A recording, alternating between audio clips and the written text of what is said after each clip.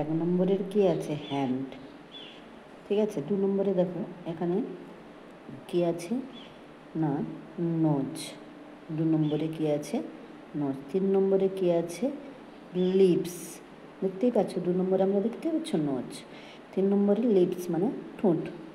এবারে দেখো এই যে 4 নম্বরে দেখো আই মানে চোখ, ঠিক আছে।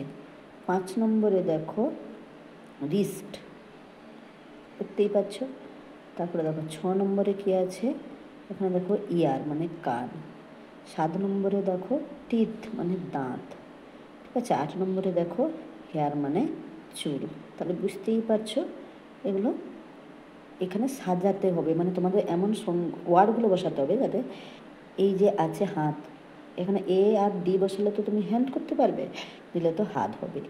বা এখানে দেখো 2 নম্বরে পেসেজে যেটা আছে নোজ, NOSE, এন আছে ই আছে, তোমাকে মাঝখানে এমন ওয়ার্ড বসাতে হবে। 2 নম্বর আমাকে দেখিয়ে দিয়েছে নোজ, তাই এখানে NOSE, ঠিক আছে।